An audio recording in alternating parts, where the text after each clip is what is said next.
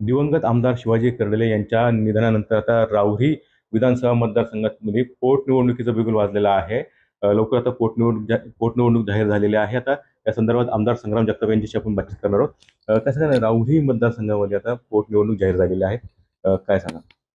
निश्चित आजच आपण जर पाहिलं तर राज्याचे लोकप्रिय मुख्यमंत्री आदरणीय देवेंद्र फडणवीस साहेब हे स्वतः आज जिल्ह्यामध्ये आलेले होते. विशेषतः राहुरी भागातच राऊती विद्यापीठला आलेले होते आणि त्यांना पत्रकार महोदयांनी ज्यावेळेस विचारलं की निवडणुकीच्या बाबतीमध्ये बारामती असेल किंवा राहुरी विधानसभा मतदारसंघ असेल याच्या बाबतीतलं काय, तर त्यांनी सांगितलं, त्यांची भूमिका त्यांनी स्पष्ट केली की आम्ही प्रयत्नशील आहोत, दोन्ही निवडणुका बिनविरोध झाल्या पाहिजे आणि नाही झाल्या तर आम्ही तयारीत आहोत. त्यामुळं आम्ही देखील त्यांच्या सूचनेप्रमाणे आम्ही सगळेजण मंडळी राहुरी विधानसभा मतदारसंघ करता, कारण आता आमची शेवटी जिल्ह्याची निवडणूक आम्ही सगळे कार्यकर्ते म्हणून तयार आहोत. कर्डिले साहेबांचे कार्यकर्ते असतील किंवा सगळे मतदारसंघातले नागरिक असतील, खरं तर त्यांच्या निधनानंतर मोठी पोकळी निर्माण झाली होती. आता अक्षय कर्डिले म्हणजे तुमचे मेहुणे हे स्वतः तिथं इच्छुक आहेत, उभे राहणार आहेत. तुमच्यावर जास्त भार असणार आहे या सगळ्या गोष्टीचा. हे निश्चित आपण जर पाहिलं तर जेव्हा राज्याचे नेते मंडळी जेव्हा ठरवतील त्या प्रकारे इथं सगळेच मंडळी, आम्ही सगळे कार्यकर्ते म्हणून आम्ही सगळेजण त्याच्यामध्ये सक्रियतेनं आणि निर्भीडपणे सहभागी होऊन तो विजयश्री आणण्याचा आम्ही प्रामाणिकपणे सगळे मंडळी मिळून प्रयत्न करू. अ, ही निवडणूक बिनविरोध व्हावी अशी देखील अनेकांची इच्छा आहे किंवा तसं तुम्ही काय प्रयत्न करणार आहात? नाही, शेवटी कसं आहे, ही निवडणूक राज्याची निवडणूक आहे, विधानसभेची निवडणूक आहे. ठीक आहे, आमच्यासारख्या कार्यकर्त्याच्या पातळीवरची निवडणूक नाही.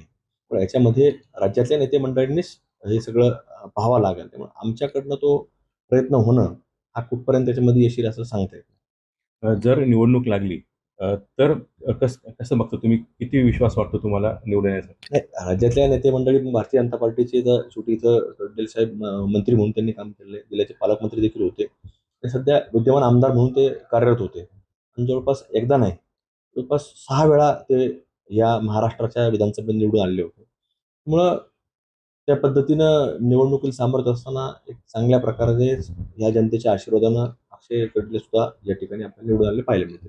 खरं तर अक्षय कर्डिले सक्रिय आहेत गेल्या अनेक वर्षापासून. पण आता आधार त्यांचा गेलाय. तुमचं कसं मार्गदर्शन असतं त्यांना काय?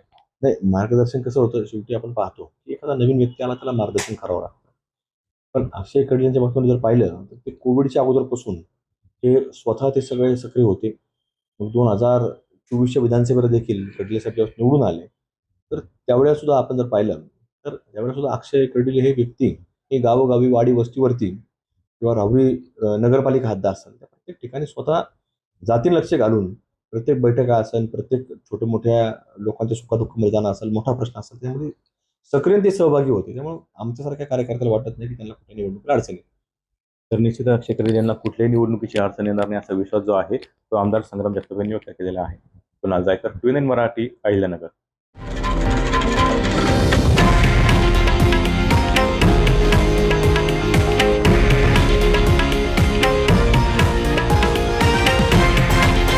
हे आहे देशातील नंबर 1 न्यूज नेटवर्क आणि आपण पाहत आहात TV9 मराठी, एकमेव.